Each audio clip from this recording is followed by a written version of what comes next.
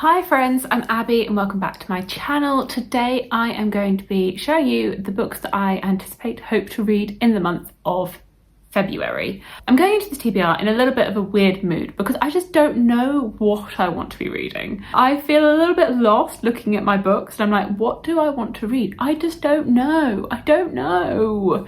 So I'm a bit like, maybe I'll read this, maybe I'll read something else. I do not know. Like, I don't know what book to pick up now. Going into the end of January, beginning of February, I'm like, what do I read? What do I read?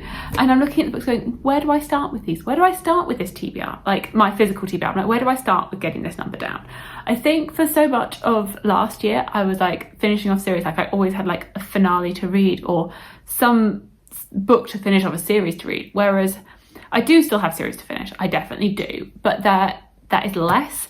And so now I'm feeling the pressure of deciding which series to start. And I'm like, but I hope I pick a good one. Like, I hope the series that I choose to start are the right ones and that I'm investing in the right things. But then I'm like, well, what mood am I in?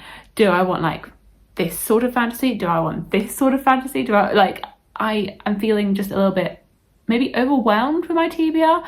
I mean, my TBR has been shrinking, but I don't know why right now I'm feeling overwhelmed with choices of I don't know what series to start. And maybe that is also a thing. I've read quite a lot of the standalones on my TBR, and so now I just have like first books in series. I don't know, maybe I haven't created a plan. I haven't created a plan of action or like goals for myself to read certain books. So going into the TBR, I'm just feeling a bit lost. I don't know. I've picked out some things, but I don't know if these are the things that you're going to see at the end of the month. Maybe you will. Maybe I will stick to some of these things that I pulled out, but we shall see. This could also be that I've just come off of 2 weeks of travelling with work, so I had quite sporadic reading during that time and I haven't got back into my mojo because I really had a good mojo for the first 2 weeks of January and now I've sort of lost it a bit. One of the things that I will definitely read in February is House of Flame and Shadow, the third book in the Crescent City series. So in its place, I will hold up the second one. This one I'm currently rereading and I'm like 2/3 of the way through it.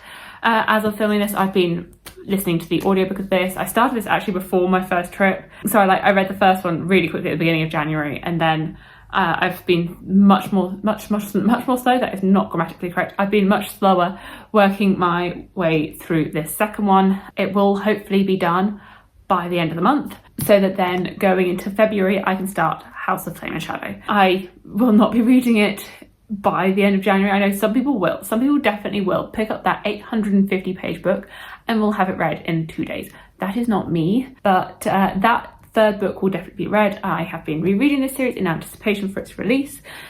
This is an adult fantasy series set in this world called Crescent City, which is sort of epic fantasy in that there are loads of different magical creatures there, but it does have modern technologies. There are phones, there are cars, a digital age there, but the creatures in it, there are mermaids, there are fae, there are vampires, there are angels, there are all different types of magical creatures within this world. If you thought of a magical creature, it's going to be in this series.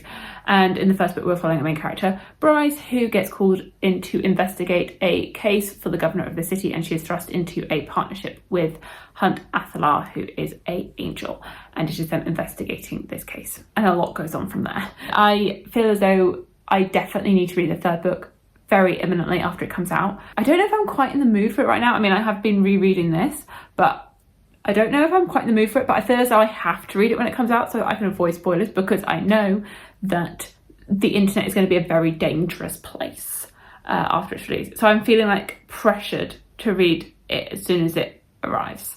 But I'm sure I'll be excited. When it gets into my hands, I'm sure I'll be excited to read it straight away. I just don't feel it right now.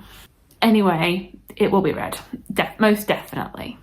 Also, as a stand-in book, because I don't own the third one yet, the third book in the Empire of the Wolf series, I think it's Trials of Empire, that's coming out in February, and I am definitely anticipating it and would like to read that third book and finish off this series. That's an easy one. I can be like, okay, finishing off a series, I'll read that third book, nice, wrap it all up. This is a sort of epic fantasy series where we're following Conrad von Volt through the eyes of his assistant Helena. And in the first book, they're investigating a murder in a small village. Conrad von Volt's job is to go around the empire, meting out justice and ensuring that the empire is stable. And so as they're in this village investigating this murder, all things are starting to unravel around the empire as well. And we get a lot more expansion in this second book, which I really enjoyed the second one much more than the first one. So I'm really hoping that the third one delivers.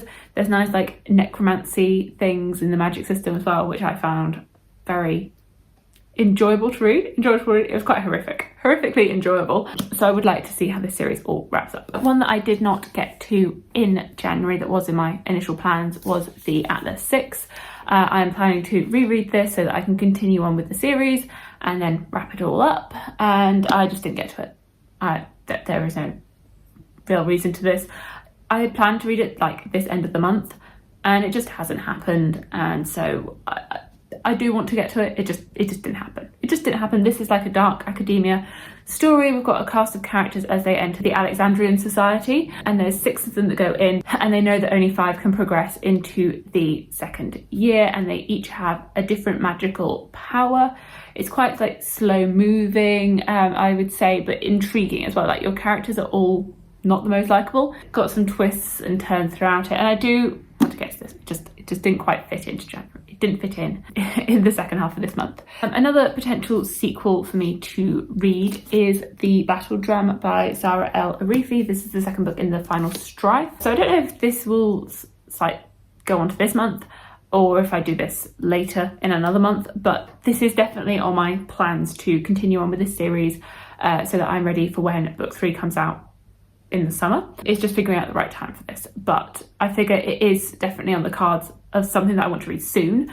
It just depends when. And I figure instead of getting like overwhelmed by series to start, I could continue on with this one and then sort of feel as though I'm making progress and being on the right track. So The Final Strife is a fantasy story. It's multi-perspective, set in this really interesting world where we have different types of blood. You have the red bloods who hold power in this world, but they are the elite and they are able to work magic. You have the blue bloods, which are looked down upon, do quite menial tasks, and then the ghost bloods, which do even more menial tasks and are even more looked down upon. And ghost bloods have their hands cut off and their tongues cut out when they are born because they tried to have an uprising a few hundred years ago and they're still being punished for this. So an interesting setup, and then we have these trials that some of our characters are going through. We know that prior to the start of this book, there has been a swap. So some blue blood children have been put in the place of red bloods, and the red bloods in the place of blue bloods, and so we're seeing this sort of uprising that has been engineered for many years. So I would definitely like to continue this as I want to see where it all gets to and be ready for that book. I recently picked up, in English, this is the Enigma of Room 622. French is quite a similar name. I think I've got the UK cover somewhere here. One sec. So this is the French cover and this is the English cover. I read The Truth About the Harry Kilbert Affair, which is also by this author Joel Dicker. He is a Swiss author. My partner has really enjoyed his books, so he's read that one and he's also read this one, which he enjoyed last year when he read it. He writes sort of twisty thriller mysteries. From what he said, this one was really enjoyable. I think Aaron from Booked and Busy also read this one and really enjoyed it. So I'm definitely interested and intrigued to get into this one. I saw this, I was driving. I was driving back to Toulouse Airport and needed to have a little pit stop. Went into the supermarket there and I saw a big book section and I was like, well, if I'm going to buy the book, I might as well see if it's here. So I had a look and I don't know what had been going on in that book section because it was not in alphabetical order at all. I was like, how is anybody meant to find anything here? Like, what has gone on? Who has organised this? Because it is not organised. But I did spot this and I was like, okay, they've got the book that I'm after. Perfect, because I think these are quite mainstream in France. I was like, perfect, I will pick this up here. Jobs are good in. So it was a good little like pit stop because I had a look in one of the other bookshops that I'd passed and I was like, Oh, there is nothing here. Okay, so this is set in the Swiss Alps. One night there has been a murder in this hotel and the police have not been able to figure out what's happened. And then many years later, a writer enters into the same hotel for his holidays and ends up and finds himself embroiled in this affair. Sorry, my translation skills there. I'm like trying to figure out what that sometimes words do not translate well. Like that you're like, that's a phrase, and then you're like, no, that is definitely not a phrase in English. He's mixed up in the murder case. There we go. There are the words. So part of me feels like it would be a good chance to continue practicing my French, as I am now using it quite a lot with work, and continue on improving my vocabulary with this. Just some random ideas, other ideas. I've been meaning to read Fireborn by Rosario Munda for ages, so I thought, as this has been on a few TBRs and a few ideas, then let's just keep putting it on TBRs until I actually read it.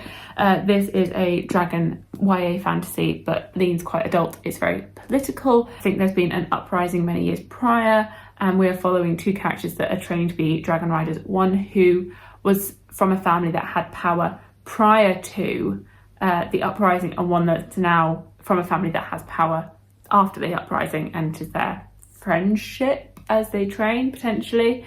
I've heard really good things about this, so I'm definitely intrigued to get into the series. Otherwise, one of the series that I thought I could start, because I own the whole trilogy and so I don't need to keep buying books, is the Warlord Chronicles by Bernard Cornwell. This is a King Arthur retelling, and I actually have quite a few King Arthur retellings, so it would be good to sort of like read them and see if I actually enjoy King Arthur retellings, apart from just loving the Merlin TV show, because that TV show is like top tier TV show. Loved it, absolutely love it.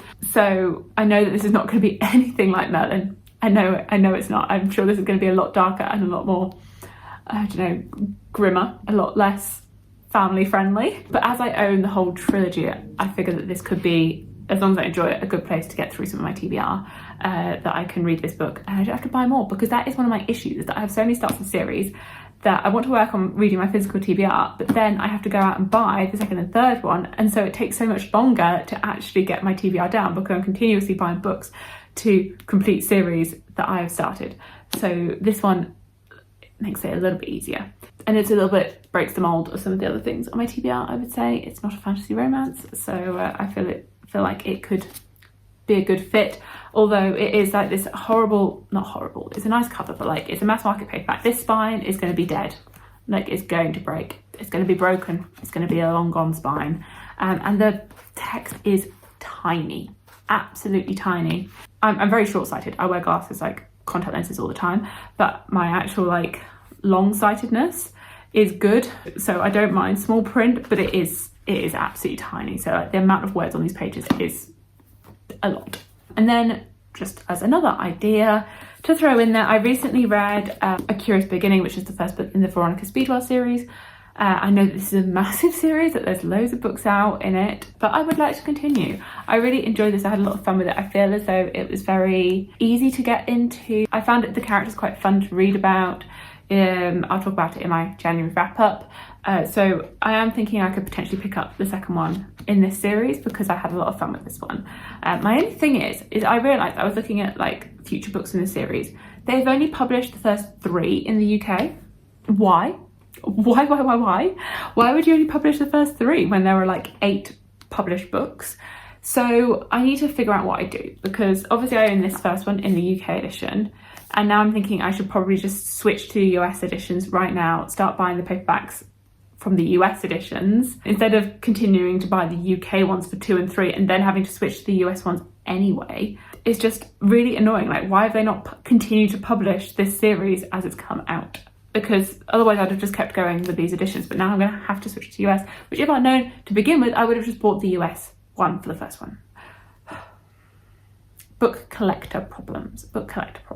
Anyway, there we go. There are some ideas. It's very much a chaotic ideas TBR. Or maybe I'll end up doing my like video where I go off your comments and just pick things at random from my physical TBR and do that video this month. I don't know. This month is all still up in the air.